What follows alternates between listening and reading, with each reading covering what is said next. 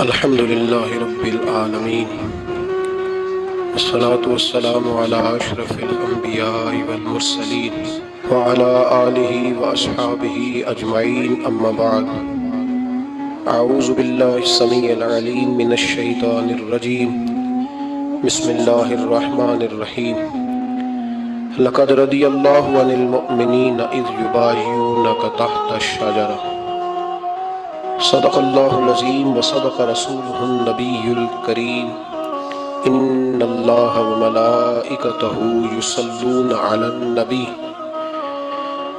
یا ایہا الذین آمنوا صلوا علیہ وسلموا تسلیما اللہم صلی علی سیدنا و مولانا محمد معدن الجود والکرم وآلہ وصحبہ وبارک وسلم۔ حمد و صلاۃ کے بعد امیر المومنین خلیفۃ المسلمین داماد مصطفیٰ صلی اللہ علیہ وسلم حضرت سیدنا عثمان غنی رضی اللہ تعالیٰ عنہ کی حیات مبارکہ کے حوالے سے چند باتیں آج گفتگو کا عنوان ہے۔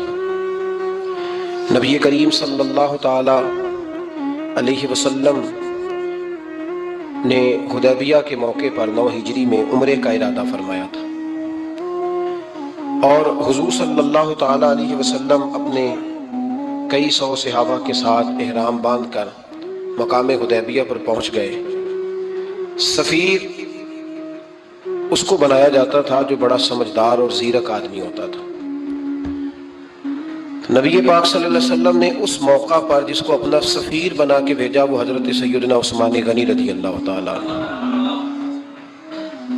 حضور نے انہیں سفیر بنا کر کے مکہ مکرمہ میں بھیج دیا اور 2 ٹارگٹ دیے اپنے سفیر کو، 2 باتیں فرمائے ایک تو جا کے مکے والوں کو بتاؤ کہ ہم جنگ کرنے نہیں آئے، اللہ کے گھر کا دیدار کرنے آئے، اور بڑے پرامن طریقے سے ہم طواف کریں گے، سعی کریں گے، عمرہ کریں گے، لوٹ جائیں گے۔ یہ ہمارا واحد ایجنڈا ہے، اس کے علاوہ کوئی پروگرام نہیں ہے۔ اور دوسرا انہیں یہ بتاؤ ان لوگوں کو جو ایک زمانے سے مکہ مکرمہ میں کفار مکہ کے ظلم سہ رہے ہیں، ہمارے وہ غلام جو یہاں بڑی تکلیف میں ہیں، ان کو یہ خبر دے دو، عثمان انہیں میرا پیغام دے دینا کہ اب تمہاری مشکلات کے دن تھوڑے رہ گئے، اب بڑی جلدی اللہ تبارک و تعالی دین اسلام کو فتح عطا فرما دے گا۔ حضرت عثمان غنی تشریف لے گئے۔ جب حضرت عثمان غنی وہاں پہنچے تو کفار نے آپ کو روک لیا۔ انہوں نے کہا کہ آپ رکیے، دیر ہو گئی۔ ادھر ابو سفیان نے حضرت عثمان غنی رضی اللہ تعالیٰ عنہ کو یہ کہا کہ ہم نبی پاک صلی اللہ علیہ وسلم کو اور ان کے صحابہ کو عمرہ نہیں کرنے دیں گے، آپ اگر چاہیں تو وہ سامنے بیت اللہ شریف ہے، طواف کریں، آب زمزم پئیں، حجر اسود پہ جائیں، مقام ابراہیم پہ جائیں، صفا مروہ کریں، آپ چاہیں تو کر لیں۔ تو حضرت عثمان غنی رضی اللہ تعالیٰ عنہ فرمانے لگے میں تڑپ رہا ہوں کعبے کے طواف کے لیے، لیکن میں بیت اللہ کا طواف اسی وقت کروں گا جب آگے آگے مجھے میرے مصطفیٰ کریم نظر آئیں گے صلی اللہ تعالیٰ علیہ وسلم۔ لوگ آج پوچھتے ہیں کہ بغیر مدینہ شریف جائے حج مکمل نہیں ہوتا۔ میں نے کہا مدینہ شریف کے بغیر حج ہو جاتا ہے، پر مدینے والے کے بغیر نہیں ہوتا، اس لیے کہ حضور نے فرمایا صحیح مسلم میں خذوا عنی مناسککم، حج کے طریقے مجھ سے سیکھو۔ اللہ نے تو کہہ دیا حج کرو، تفصیل تو بتائی نہیں، تو اب آپ کو حضور سے سیکھنا پڑے گا۔ مدینے کے بغیر تو شاید حج ہو جائے، پر مدینے والے کے بغیر حج نہیں ہوتا۔ حضرت عثمان غنی رضی اللہ تعالیٰ عنہ کہنے لگے میں طواف ضرور کروں گا، پر اس وقت کروں گا جب مجھے حضور آگے آگے نظر آئیں گے۔ ادھر ایک شخص نے حضور کی بارگاہ میں بھی کہا اپنوں کا نہ پتہ ہوتا ہے، دل بدستاور کے حج اکبر است، جو دل ہوتے ہیں نا، دل کو دل سے راہ ہوتی ہے۔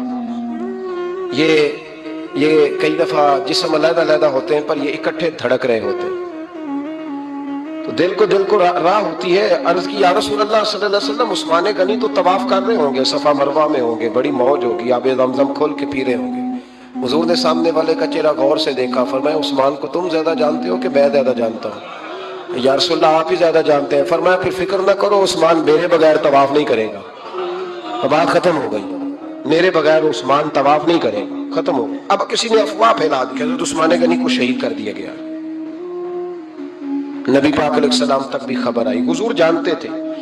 ہمارا دل نہیں کرتا کوئی انتشاری بات کرنے کو، لیکن جب لوگ کرتے ہیں تو پھر دل کو تکلیف ہوتی ہے. اب یہاں سب نے لکھا ہے کہ نبی پاک صلی اللہ علیہ وسلم کو خبر ملی، حضور پریشان ہوئے، صحابہ کو مشورے کے لیے بھی بلایا، بیعت رضوان بھی ہوئی. اگر علم غیب ہوتا یہ سارا کچھ نہ ہوتا. اور میں نے کہا خدا کے بندے، اگر حضور اپنا علم غیب اس وقت ظاہر کرتے تو حضرت عثمان کے لیے قرآن کی آیتیں نہ نازل ہوتی، اس بیعت کے تذکرے نہ ہوتے. ہر بات پہ لوگ معاذ اللہ تعالیٰ. اب دیکھیے نا یہاں یہ جملہ چھوڑنے کی کیا ضرورت ہے؟ تم قوم کو کیا دے رہے ہو؟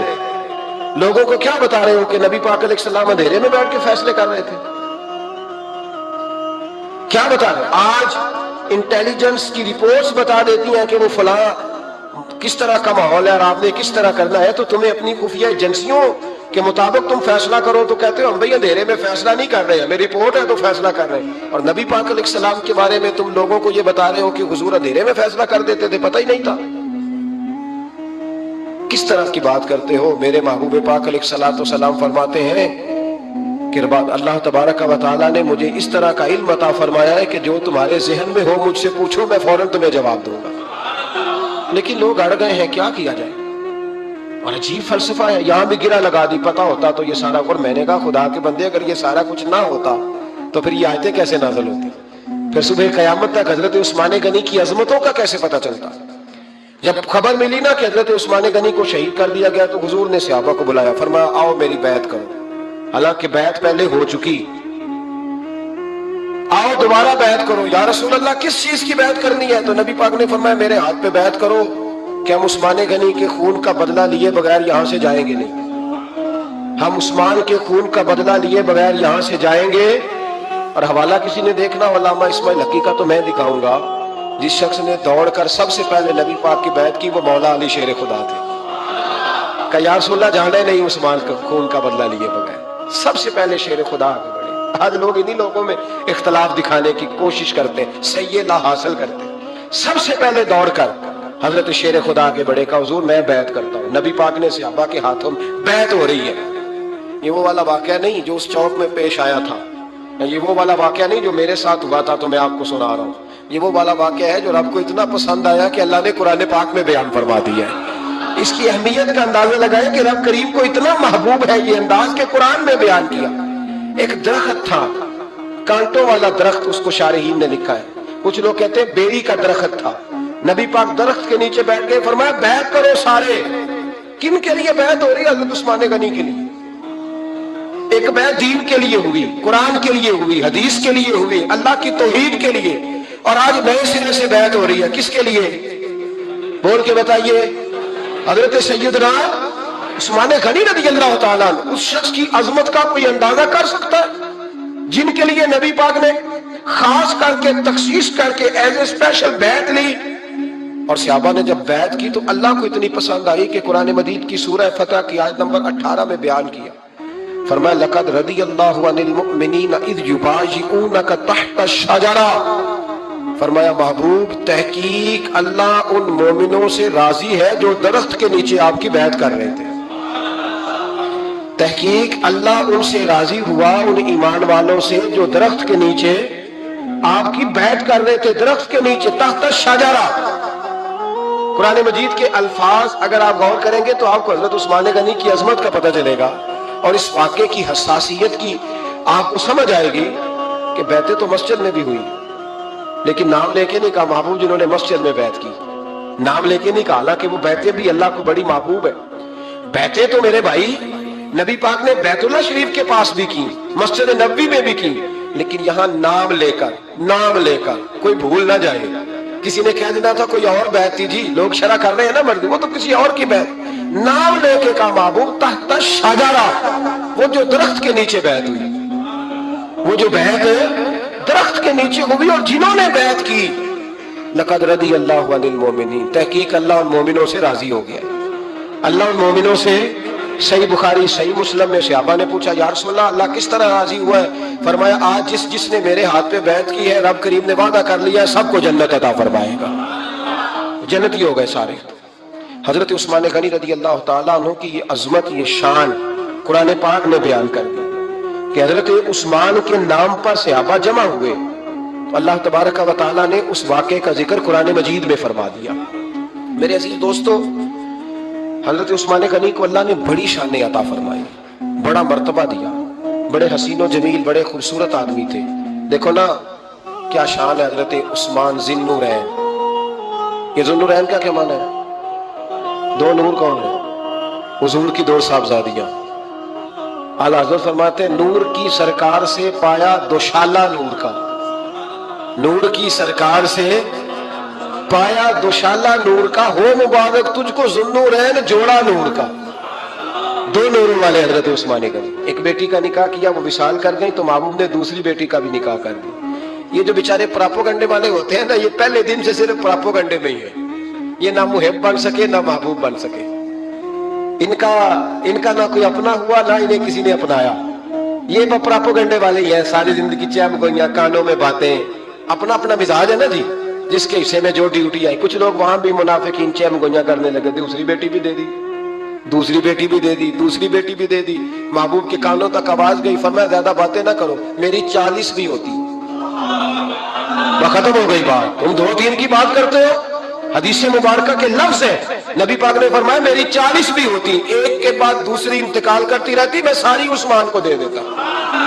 حد ہو گئی بھائی، اتنا بڑا مرتبہ، چیم گوئیاں نہ کرو، دوسری بھی دے دی، میری 40 بھی ہوتی۔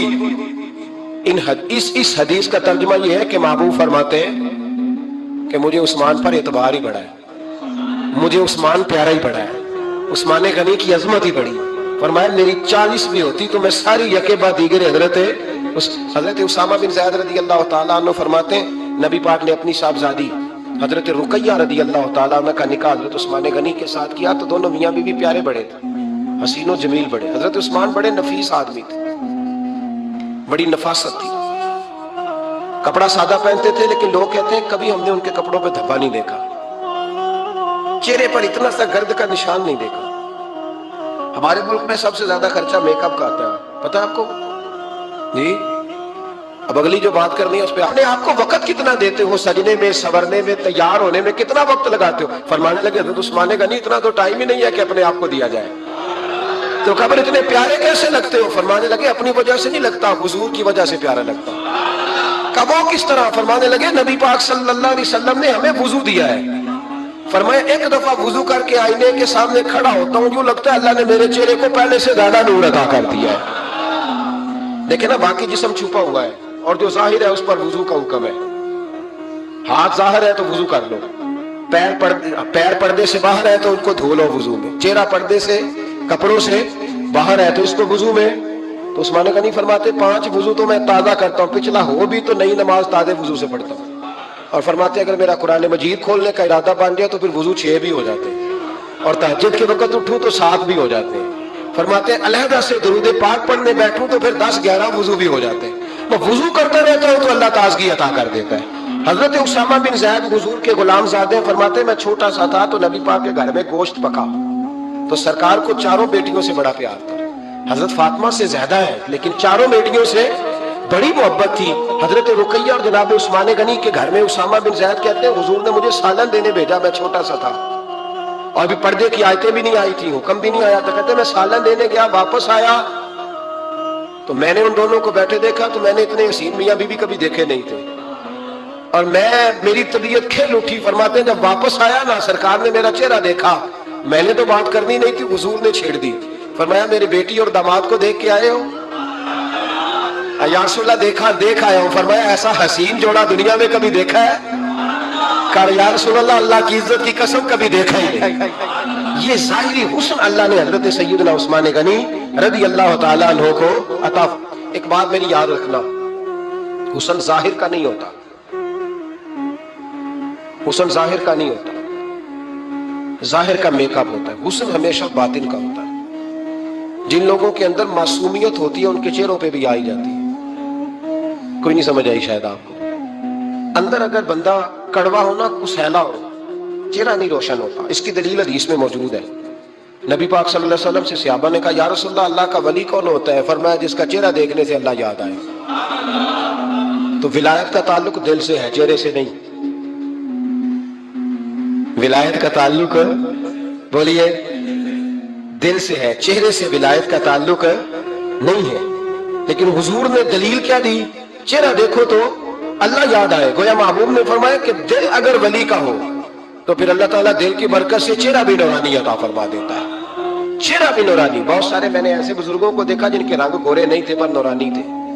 ہمارے علامہ فیض احمد اویسی صاحب رحمۃ اللہ علیہ, میرے استاد گرامی, کا رنگ گورا نہیں تھا, لیکن جو بابا جی کو دیکھتا تھا فدا ہی ہو جاتا تھا. رنگ گورا نہیں تھا, گندمی تھا, لیکن کیا بات تھی چہرے کی معصومیت کی. تو یاد رکھے حضرت عثمان غنی کے باطن میں جو حسن تھا, جو وقار تھا, وہ چہرے سے چھلکتا تھا. چند خوبیاں بڑی زیادہ تھی حضرت عثمان غنی میں, بہت زیادہ تھی چند خوبیاں. ایک بہت بڑی خوبی حضرت عثمان غنی کی جس کو نبی پاک نے بڑا چاہا, وہ تھا حضرت عثمان غنی کا سخی ہونا. مالا والے سخی نہیں ہوتے. مالا والے سخی, ان کے پاس تو پیسہ وافر ہوتا ہے, کسی وقت 10,000 کا تعاون کاری دیتے ہیں کسی کے ساتھ. وہ سخی نہیں ہوتے بھائی. کسی ایک بندہ 1.5 کروڑ کی اسامی ہے تو کسی کو 20,000 کا تعاون کر دے, سخاوت تھوڑی ہے. کروڑوں روپیہ اس کے پاس پڑا ہوا ہے. مالا والے سخی, یہ میاں صاحب نے کہا ہے, مالا والے سخی نہیں ہوں دیتے. سخیاں کل مال نہیں ہوتا. سخیاں کل مال ہے اس لیے کہ جمع کریں گے تو رہے گا نا, وہ سخی جمع کرتا ہی نہیں. مالا والے سخی نہیں ہوتے. سخیاں کل مال نہیں ہوتا. ایتھے اوتھے دوویں جہانی, سخی کنگال نہیں ہوتا. حضرت عثمان غنی رضی اللہ تعالیٰ عنہ فرماتے ہیں کہ جس دن حضور نے تبوک کے لیے جیش اسرا کی اعلان کیا نا, تو حضرت عثمان غنی فرماتے ہیں کہ حضرت ابو بکر صدیق تو سارا مال لے آئے تھے, جناب عمر آدھا لے آئے تھے, مولا علی شیر خدا نے جی کھول کے دیا تھا, لیکن 800 گھوڑے بما پالان کی ضرورت تھی. یعنی 800 فوجیوں کا خرچہ, اپنے لفظوں میں بات کر رہا ہوں. فوجی کا خرچہ کیا ہوتا تھا کہ فوجی کا گھوڑا بھی چاہیے, گھوڑے کے ساتھ کجاوا بھی چاہیے, تلوار بھی چاہیے, نیزہ بھی چاہیے, تیر بھی چاہیے, لوہے کی جیکٹ بھی چاہیے. حضرت عثمان غنی کہتے ہیں نبی پاک نے اعلان کرنا شروع کیا. ایک دفعہ اعلان کیا تو میں نے کہا حضور 200 فوجی کا خرچہ میرا. نبی پاک نے دوسری دفعہ اعلان کیا تو کوئی اٹھا ہی نہیں. جنہوں نے دینا تھا وہ تو سارا کچھ پہلے ہی دے چکے تھے, کوئی اٹھا نہیں. کہتے مجھے بڑا عجیب لگا کہ میرے مصطفیٰ اعلان کریں. حضرت عثمان غنی فرماتے ہیں, شاہ ولی اللہ صاحب نے ازالت الخفا میں لکھا ہے کہ یوں پکڑ کے کہتے ہیں میں نے اپنا نا گریبان پکڑ لیا. عثمان تیرے نبی کو اعلان کرنا پڑ رہا. کہتے 1000 فوجی کا خرچہ چاہیے تھا, 1000 کا. عثمان کہتے تیسری دفعہ حضور نے اعلان کیا تو کہا یا رسول اللہ 200 اور ڈال لیں. سنو سخی کس کو کہتے ہیں. حضرت عثمان غنی رضی اللہ تعالیٰ عنہ فرماتے ہیں میرے پاس کل خرچہ میرے پاس 800 فوجیوں کا تھا. میں سارا کچھ بھی گھر سے لے آؤں تو 1000 میں پھر بھی پورا نہیں کر سکتا تھا. لیکن جب نبی پاک نے چوتھی دفعہ کہا نا کہ اٹھو بھائی ابھی خرچہ چاہیے, عثمان کہتے مجھے لگتا تھا میرے گریبان پھٹ جائے گا. یار میرے محبوب کو اعلان کرنا پڑ رہا ہے. عثمان غنی فرماتے میں اٹھ کے کھڑا ہوا. میں نے کہا حضور اب آپ نے اعلان نہیں کرنا, آپ 1000 ہی میرے کھاتے میں ڈال دیں, میں سب کا بندوبست کرا دوں گا. فرماتے میں نے 200 فوجی کا خرچہ پکڑ دکڑ کے پورا کیا. 200 کا خرچہ. غریب اصل میں اللہ سے تجارت نہیں کرتا اس لیے امیر نہیں ہوتا. غریب اللہ سے تجارت کرے نا, اللہ سے, اس کے رستے میں 200 دے کے 70 گنا کی امید رکھے یہاں بھی وہاں بھی, پھر امیر ہو جائے. یہ تجارت نہیں کرتا, یہ کہتا ہے اللہ کے رستے میں امیر خرچ کریں گے, میری نہیں ڈیوٹی. حضرت عثمان غنی کہتے ہیں میرے پاس 800 کا بندوبست تھا, میں نے 1000 کا دیا. حضور تشریف لے گئے. فرماتے ہیں جہاد سے جب واپسی ہوئی نا, ایک ایسا سودا تھا جس میں سے مجھے نفع کی امید ہی نہیں تھی, پر اللہ نے مجھے 11 گنا نفع عطا فرمایا. مالا والے سخی نہیں ہوتے, سخیاں کل مال ہے. دیکھیں نا جنت البقیع, وہ والا قبرستان جس میں کوئی دفن ہو جائے تو نبی پاک کی سفارش کا حقدار ہو گیا. وہ والا قبرستان جس کا نام ہی جنت ہے. وہاں نا ایک یہودی اپنے جانور باندھا کرتا تھا, تو سرکار ایک دن اس طرف گئے تو واپس آئے. حضرت عثمان غنی قریب کھڑے تھے. نبی کریم صلی اللہ تعالی علیہ وسلم نے فرمایا عثمان اس جگہ کی طرف ذرا چکر لگانا, جگہ بڑی اچھی ہے. عثمان غنی گئے, جگہ خرید کے واپس آ گئے. حضور نے فرمایا ہوا ہے عرض کی حضور خرید آیا ہوں. فرمایا میں نے تو چکر لگانے کا کہا تھا. کہا یا رسول اللہ آپ نے یہ بھی تو فرمایا تھا جگہ بڑی اچھی ہے. تو جس کو آپ نے اچھا کہہ دیا یہودی کے پاس تو نہیں نہ رہنی چاہیے, تو میں نے خرید دی. شرم نہیں آتی لوگوں کو. حضرت عثمان کے بارے میں بات کرتے ہیں, جس قبرستان میں سیدہ پاک بی بی صاحبہ حضرت فاطمہ الزہرا آرام کر رہی ہے, وہ زمین حضرت عثمان نے تحفہ دی ہے. حیا نہیں آتی بات کرتے, شرم نہیں آتی. یہ صدقہ سیدہ فاطمہ کا ہی ہے. انہی کے لیے اللہ نے تحفہ دیا، پر اس کے پیسے حضرت عثمان غنی نے ادا کیے۔ پھر اس قبرستان میں سیدہ پاک نے آرام کیا، پھر اسی قبرستان میں عثمان ابن مسعود نے آرام کیا، پھر اسی قبرستان میں حضرت حلیمہ سعدیہ لیٹی ہوئی ہے، اسی قبرستان کے اندر نبی پاک کی زوجہ سیدہ عائشہ آرام کرتی ہے، پھر اسی زمین پر میرے محبوب کے پیارے نواسے امام حسن آرام فرما۔ حضرت عثمان غنی رضی اللہ تعالیٰ عنہ کے بارے میں بات کرتے تیری زبان نہیں کانپتی؟ ان کو بات کرتا ہے جن کے تحفے اہل بیت نبوت نے قبول فرمائے اور وہاں آرام کرنے انہوں نے پسند کیا، اتنا بڑا جرأت مند ہو گیا تو۔ حضرت سیدنا عثمان غنی رضی اللہ تعالیٰ نے سخاوت کی تو کمال کر دیا حضرت عثمان غنی، اور پھر ضرورت سے زیادہ پیسے دے کے۔ وہ کنویں کی بات بڑی معروف ہے، میں نے بس اشارہ کرنا ہے، نبی پاک نے بھی اعلان کیا تو بڑا ہی اعلان کر دیا، فرمایا وہ میٹھے پانی کا کنواں ہے، قبضہ یہودی کا ہے، جو بندہ خرید کر وقف کرے گا نا اسے کیا ملے گا؟ تو حضور نے فرمایا میری جیب میں جنت کی ٹکٹ ہے، میں اسے جنت دے دینی۔ یہ ہے عرض جنت، یہ طیبہ کی زمین ہے، جنت بھی یہی، مال کے جنت بھی یہی ہے، جنت لے لے مجھ سے، لے لے۔ حضرت عثمان غنی گئے، اس کو کہا بھائی کنواں میرے ہاتھ بیچ دے۔ کنویں کی قیمت تھی 500-700 دینار، تو حضرت عثمان 500-600 دینار کل کنویں کی قیمت تھی۔ جناب عثمان غنی گئے، یہودی کو پتا تھا کہ یہ خریدنا چاہتے ہیں، فرمایا یار یہ کنواں بیچ دو۔ کہنے لگا نہیں بیچنا۔ فرمایا قیمت منہ مانگی، کہنے لگا قیمت میری مرضی کی، کہا تمہاری مرضی کی، اپنی اپنی اوقات ہوتی ہے نا قیمت لگانے کی، تمہاری مرضی کی۔ کہنے لگا میری شرط ہے میں ایک دن کے لیے کنواں دوں گا، ایک دن میں ایک دن آپ۔ فرمایا یہ بھی منظور ہے۔ کتنے پیسے؟ اس نے کہا میں 3000 دینار لوں گا، 500-600 کا ہے۔ حضرت عثمان غنی فرمانے لگے تو نے اپنی اوقات کے مطابق 3000 مانگا ہے، میں 40,000 لے کے آیا تھا، اپنی اوقات کے مطابق مانگا، 40,000 دینار میری جیب میں۔ یہودی کہنے لگا عثمان تو تاجر ہے، اور عام تاجر نہیں، عالمی سطح کا تاجر ہے، لوگ تیری تجارت کی مثالیں عرب میں دیتے ہیں، پر 500-600 کا کنواں 40,000۔ فرمانے لگے مسئلہ کنویں کا نہیں، مسئلہ مصطفیٰ کے فرمان کا ہے، وہ جو حضور کا فرمان پورا کرنا ہے نا اس کے لیے 40,000 تھوڑے ہیں، میرے پاس تھے ہی اتنے جو لے کے آیا ہوں۔ حضرت عثمان نے پیسے چکائے، اس نے کہا ایک دن پانی ملے گا، فرمایا منظور ہے۔ وہ ایک دن بیچا کرتا تھا پانی، حضرت عثمان نے اعلان کر دیا جو میرا دین ہے نا فری پیو، اپنے بھی پیو، بیگانے کا اعلان کوئی نہیں کرنا، میرا کوئی پروگرام نہیں۔ لیکن آپ مطلب ہلکا ہلکا ایسے ایسے دیکھیں گے، سوچیں گے، غور کریں گے، او بھائی پیسہ بھی بانٹنے سے، چلو بولو تو صحیح نا، اس پر بھی آپ حامی تو بھرے نا، سچی بات کر تو لینی چاہیے نا۔ چلے ہمارا 2 سال کے بعد کر لینا، 6 سال کے بعد کر لینا، پر ہاں نہ تو صحیح کرے نا، پیسہ بھی ہمیشہ بانٹنے سے۔ ملا رومی رحمت اللہ نے فرماتے ہیں کنویں سے سارا پانی نکل جائے تو تازہ آ جاتا ہے، اور اگر پانی کنویں کے اندر رہے سارا ختم نہ ہو تو باسی ہو جاتا ہے۔ اس لیے فرمایا کرتے تھے میں اس کنویں سے پانی پیتا ہوں جس میں رش زیادہ ہوتا ہے، اس لیے کہ وہاں سے پانی ختم ہوتا ہے تو تازہ آتا رہتا ہے۔ فرماتے تو اللہ کے راستے میں سارا خرچ کر دے، اللہ تازے عطا کر دے گا اور پہلے سے زیادہ عطا کر دے گا۔ میرا آپ کا مسئلہ یہ ہے کہ تجارت بندوں کے ساتھ ہے، بندوں کے ساتھ جو تجارت ہے نا بندے کنجوسی کر جاتے ہیں، بندے کا تو صحیح کام چل جائے تو پارٹنر کو فارغ کر دیتا ہے، یہ تو فارغ ہے، اور اگر کبھی کسی کی دکان میں کوئی کرایہ دار اچھا اس کی دکان چل جائے تو مالک کہتا ہے تو جا اب دکان میں نے خود کھولنی ہے، وہ فارغ کر دیتا ہے۔ بندوں کا تو مزاج ہے۔ اللہ تبارک و تعالیٰ سے جب تجارت ہوتی ہے نا، میں نے ایسے لوگ دیکھے جن کے گھروں میں لاکھوں روپیہ ماہانہ ہوتا ہے، غربت نہیں جاتی۔ ان کو سوچنا چاہیے کہ کثرت والا پیسہ آیا ہے پر برکت والا نہیں آیا۔ حضرت عثمان غنی رضی اللہ تعالیٰ عنہ فرماتے ہیں کہ میں نے پہلے بھی میں بڑا تاجر تھا، لیکن جب سے مصطفیٰ کے نام پر خرچ کرنا شروع کیا پھر کہاں کہاں سے آیا کب، اور بڑی سیانی بات فرماتے ہیں، آپ فرماتے ہیں میں کلمہ پڑھنے سے پہلے تجارت کو وقت زیادہ دیتا تھا، اور مسلمان ہونے کے بعد میں نے تجارت کو ٹائم تھوڑا دیا، پر اللہ نے روزی مجھے زیادہ عطا فرمائی۔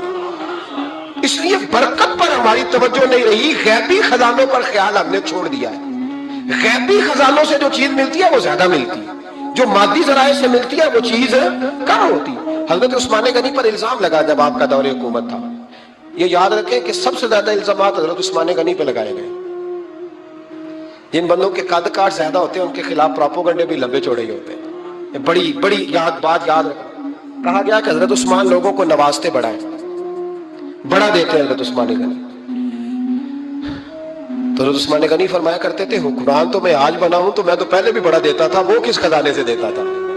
آپ جواب دیا کرتے۔ دیکھیں ذرا लाखों लोग हज करने आते थे, पर हजरत उस्मान गनी हज करने जाते तो ऐलान कर देते कि कोई हाजी हज के मौके पर आके खाना ना पकाए, सबको खाना उस्मान गनी अपनी जेब से दिया करेंगे। मिना में लंगर खाना होता था हजरत उस्मान गनी का, मिना में फरमाते थे खाओ हाजियों जितना खा सकते हो।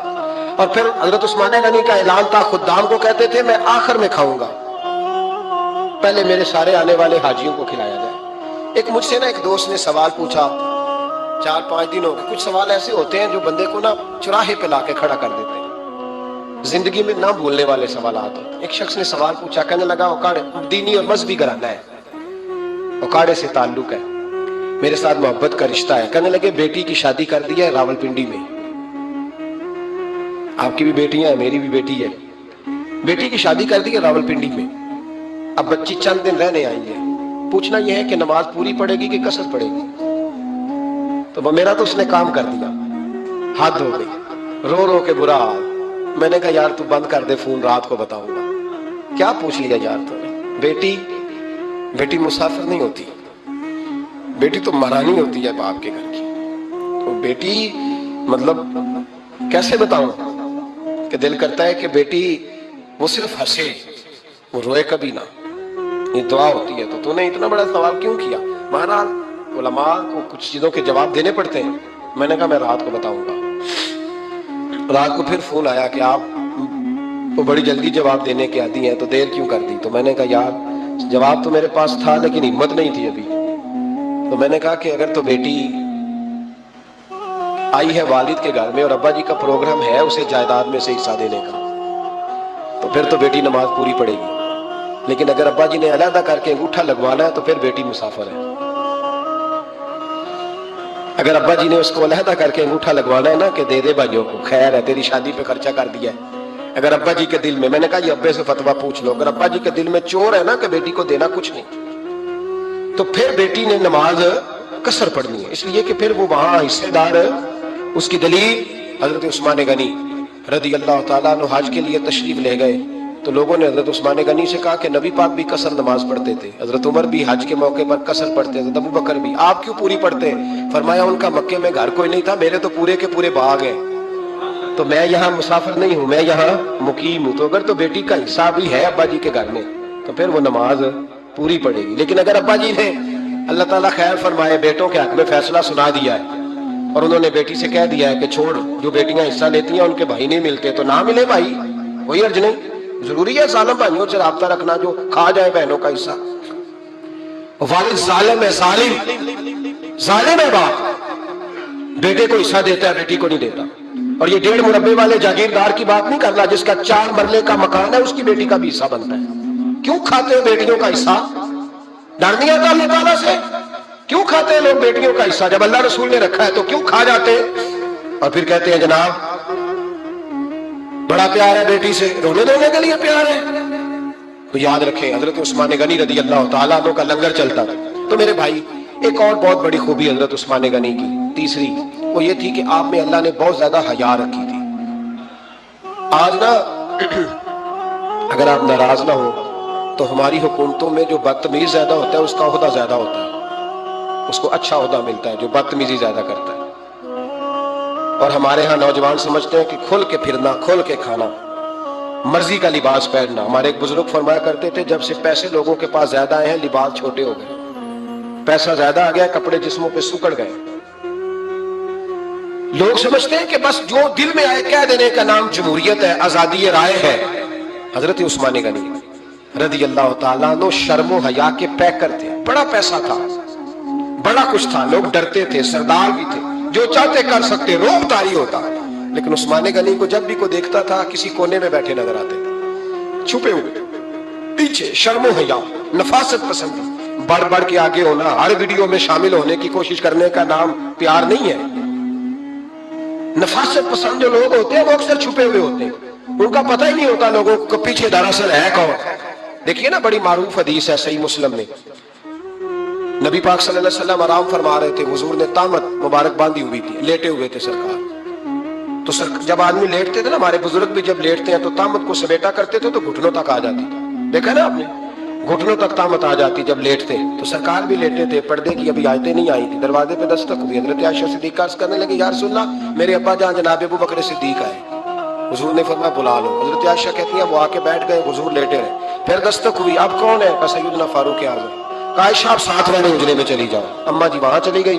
थोड़ी देर के बाद हजरत उमर आए, हुजूर लेटे रहे। जनाब आयशा कहती है फिर दस्तक हुई, अब कौन है? फरमाया उस्मान गनी। नबी करीम ने फरमाया उसे कहो जरा ठहर जाए।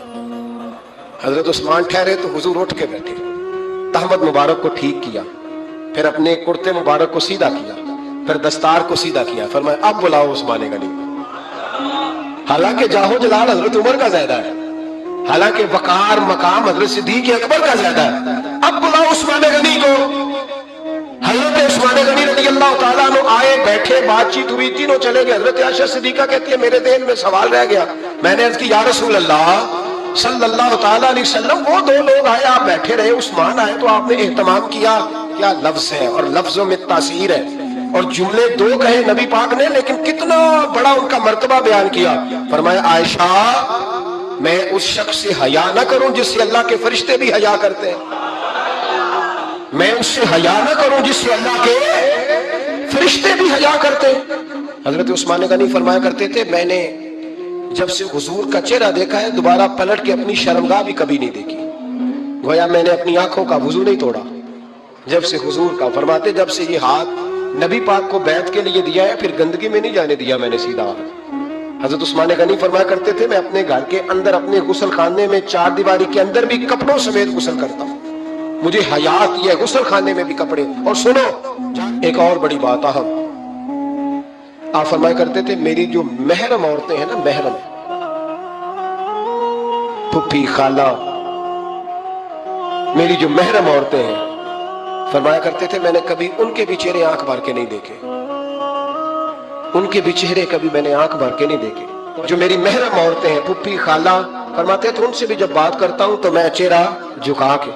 हमारे यहाँ तो कजन एक दूसरे से सलाम लेते हैं, लड़कियां लड़के कजन एक दूसरे से सलाम लेते हैं। बच्चियां आया करती थी तो मेरी कभी कभी मुझे बताया जाता था, मैंने एक पाबंदी लगा दी, बच्चियां जब मदरसे में आती थी कि जो दूर से बच्ची आए उसको जिस आदमी का नाम लिखा हो वो बताया जाए, वही लेने आए। एक दिन मुझे इत्तला दी गई कि आप थोड़ी देर आए। मैं घर गया तो मुझे बतलाया गया एक बच्ची है तो उसको जो पहले लेने आता था वो नहीं आया, कोई और आया। मैंने उसके भाई को फोन किया कि आप लेने नहीं आए। कहने लगे ये कजन है हमारा, इसके साथ भेज दें, आप हमारा ही कजन है, खालाजाद है। मैंने कहा यार आप कहाँ हो? कहने लगे मुझे 20-25 मिनट लग जाएंगे। तो मैंने कहा अभी क्लासें भी जारी हैं तो आप ही आ जाना खुद ही। कहने लगा सब आप भेज दें, मुझे एतबार है इस पे। मैंने उसको एक बात कही जो आपको भी कहता हूं, मैंने कहा यार तुम्हें एतबार है तो अल्लाह रसूल को एतबार क्यों नहीं? उन्होंने क्यों गैर महरम बनाया? अजीब तमाशा है। मुझे पुप्पी जात पे, खाला जात पे, मामू जात पर एतबार है, नबी पाक को क्यों नहीं? आपको ज्यादा प्यार है लोगों से या नबी पाक को उम्मत से ज्यादा प्यार है? क्या मतलब तमाशा है? क्या मिजाज बना लिया मैंने और आप? नबी पाक ने एक शख्स पर एतबार नहीं किया, पर मैं इससे पर्दा करूं, आपने और मैंने कैसे कर लिया? नबी पाक ने खालाजाद, फुफीजाद, देवर पर, जेठ पर, साले पर, बहनोई पर एतबार नहीं किया, पाबंदी लगा दी। तूने कैसे किया? तुझे तेरे दिल में ज्यादा दर्द है, तू ज्यादा दीन को समझने लगा है, इंसानियत ज्यादा उछलाई है तेरे अंदर। एतबार क्या हो? याद रखना दुनिया में जितने घर तबाह हुए उन लोगों की वजह से नहीं हुए जिन पर एतबार नहीं था, उनकी वजह से हुए जिन पर एतबार था। घर का बेटी लंका डाले, बाहर वाले आके कभी भी घर में कोई नकबजनी नहीं करते, जब भी करते एतबार वाले करते।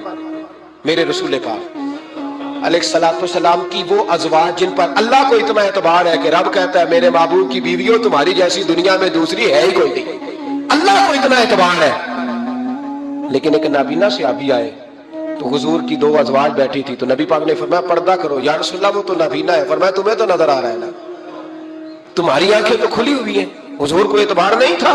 बस कर दे।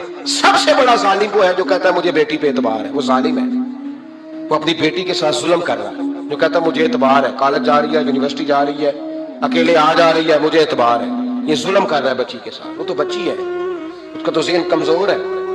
हो सकता है साफ दिल हो, لیکن سامنے جو شیطان چوکوں میں گلیوں میں دائیں بائیں گھوم رہے ہیں وہ تو صاف دل نہیں ہے نا، وہ تو معصوم طبع نہیں ہے نا. تو بعض اوقات بڑے اچھے نفیس بچے بھی شیطانوں کا شکار ہو جاتے ہیں. خدا کا خوف کریں. حضرت عثمان غنی کی زندگی، حضرت عثمان فرماتے ہیں جو محرم عورتیں تھیں ان کی طرف بھی آنکھ بھر کے نہیں دیکھا، اس لیے کہ وہ خاتون ہے، میں مرد ہوں، میری حیا مانی. آج لوگوں کو شوق ہو گیا عورتوں کی مجلس میں دوڑ دوڑ کے جانا، وہاں بیٹھنا، وہاں وقت بتانا. پیرانے الزام کہتے ہیں کہ وہ درویشنیوں کے بیچ بیٹھے ہیں، جی باپ بیٹی ہوتے ہیں، نہیں مریدنی اور پیر. میں نے کہا کوئی نہیں ہوتے، اس رشتے پر استدلال ہے. اعلیٰ حضرت فرماتے ہیں واجب ہے پردہ پیر اور مریدنی کا، یہ پردہ واجب ہے. اگر کوئی شخص اس طرح بے پردہ بیعت لے گا، بیچ میں بیٹھے گا، تو اس کا تو مرید ہونا ویسے ہی حرام ہے، جائز ہی نہیں ہے. یہ سارا دن طویل دھاگے کے لیے بیٹھا رہے اور بیویوں سے گفتگو کرتا رہے. خدا را حضرت عثمان غنی رضی اللہ تعالیٰ عنہ کی زندگی میں جو باتیں ہمیں بہت زیادہ ملتی ہیں ان میں نفاست ہے، آپ کی حیا ہے، سخاوت ہے. ایک بات اور سن لیں، بڑا ستایا گیا حضرت عثمان غنی کو، پراپوگنڈے کیے گئے، آپ کے خلاف مہم چلی. عبداللہ ابن سبا نے بڑی مہم جوئی کی آپ کے خلاف. یہودیوں نے مسلمانوں کا روپ دھار کر بڑا آپ کو ستایا، تکلیفیں دی. جی آپ اپنے رشتہ داروں کو بڑا دیتے ہیں، فرمایا کرتے تھے جیب سے دیتا ہوں، مال خزانہ سے نہیں دیتا. حضرت عثمان غنی رضی اللہ تعالیٰ عنہ کو بڑا ستایا گیا. یہ واحد خلفائے راشدین میں خلیفہ ہے جن کا 40 دن پانی بند کیا گیا، کھانا نہیں آنے دیا گیا. لیکن کمال ہستی حضرت عثمان غنی کی. مولا علی جیسے شیروں نے جا کے کہا آپ اشارہ کریں، یہ جو آپ کے خلاف نکلے ہوئے ہیں تو ایک تلوار سے مار دیے جائیں گے. تو حضرت سیدنا عثمان غنی فرمانے لگے میں وہ والا مینڈا نہیں بننا چاہتا جس کی وجہ سے مدینے کی گلیاں رنگین ہو جائیں. امن کا کام، خلافت چھوڑ دیں. فرمایا حضور نے کہا تھا اللہ تمہیں ایک قمیص پہنائے گا، لوگ اتارنا چاہیں گے، تم نے اتار دی نہیں. صبر سے، حوصلے سے، اطمینان سے. یہ وہ واحد ہستی ہے حضرت عثمان غنی، انہوں نے شہادت قبول کر لی لیکن تلوار نہیں چلنے دی، لوگوں کو ایک دوسرے کے گلے نہیں کاٹنے. وہ شخصیت ہے حضرت عثمان غنی کی، لیکن بڑا ستایا گیا، بڑا پراپوگنڈا. مجھے بتائیے اس کے بارے میں اللہ قرآن کی آیتیں نازل کر دے اور جس کے بارے میں مصطفیٰ کریم ایک بار نہیں تین بار جنت کی بشارت عطا کر دے. کوئی بندہ ہمیں تاریخ بتائے، حوالے دے، کہانیاں سنائے تو ہم اس کی کہانیاں دیکھیں گے یا نبی پاک کا فرمان دیکھیں گے؟ بولے جا کے، بولے جا کے. کسی کہانی پر کبھی بھی کان. بس ایک حدیث میں نے بڑی دفعہ سنائی ہے، پھر سناتا ہوں، ترمذی میں ہے. نبی پاک جنازگاہ تک گئے جنازہ پڑھنے. یا رسول اللہ فلاں آدمی انتقال کر گیا، جنازگاہ تک تشریف لے گئے جنازہ پڑھانے، لیکن جنازگاہ تک پہنچ کر محبوب نے فرمایا اس کا جنازہ نہیں پڑھانا. یا رسول اللہ کیوں؟ فرمایا اس لیے کہ یہ عثمان غنی سے بغض رکھتا تھا، تو حضور تو اس کا جنازہ نہیں پڑھتے. خبردار کسی داستان پہ کان نہ دھریں. عقلیں دوڑاتے پھرتے ہیں لوگ، ایسے ہوا تھا تو ویسے ہوا تھا تو اس نے کہا تھا تو اس نے کہا تھا. ہمیں اس کی اس کی نہیں خبر، ہمیں تو مصطفیٰ کا پتہ ہے. جو حضور نے جن کی شان بیان کر دی ان کی شان پر ہم کسی تاریخ کا حوالہ مزید ضرورت محسوس ہے. بس اپنی طبیعت میں سادگی اور صفائی پیدا کریں، سخاوت پیدا کریں، حیا پیدا کریں. یہ حسن ہے. اس حسن کو حضرت عثمان غنی نے تقسیم کیا ہے. اللہ سمجھنے کی توفیق عطا فرمائے. آخر دعوانا